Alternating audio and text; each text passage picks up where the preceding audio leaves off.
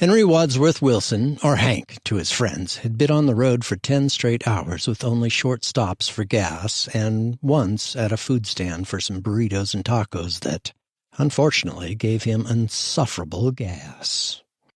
He popped open another caffeine-enriched soda, though he wasn't sure that would help at this point. He could pull off the road and nap, but could he then make the 10 a.m. meeting? Plus, he had his reservation at the village's one and only inn, the inn that didn't look like much from the photos he saw, but he was told they had been sprucing the place up for his stay. No, he had to keep going. He had sent a text saying he would be in shortly after midnight, and they had replied that was fine and to just ring the bell. Ring the bell? Someone had to ring his bell right now. As much as he wanted to continue, he was a hazard now to others on the road, and he knew it. Sighing, he knew he had to find a spot to pull off. He could sleep in the inn's parking lot if he arrived later than anticipated, since he wouldn't want to wake them. But for now, he was running out of time. There had to be a spot just to pull off and not be a hazard. But wait, what was that? Up the road in the car's high beams, and his Land Rover had high beams, he could see what looked like the figure of a woman walking along the shoulder of the road.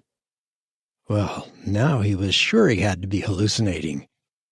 She was dressed in white, walking slowly towards town, and her long white hair was flowing in the ocean breeze. Or maybe it was the high beams that made her hair look white. He had both hands on the wheel, so he couldn't pinch himself, but he could kick himself with his left leg after he took his foot off the accelerator. Ouch! Yeah, he was awake. He slowed down as he got closer to this figure. He could just drive by, or he could stop and ask her if she needed help. And it was his nature to always help.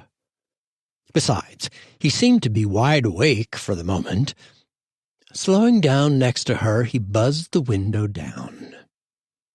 "Ma'am, are you okay? Do you need help? It seems to be very late to be walking on this highway. What can I do to help?" The woman didn't slow her gait, nor did she break her gaze, which was straight ahead, never blinking. "Ma'am, please, let me call for help if you don't trust me. Let's get someone you do trust. Please, I think you need help. I mean it."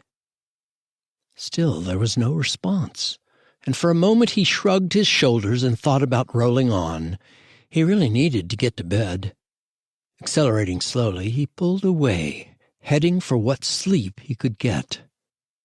"Wait, no, that was not your way," he said to himself.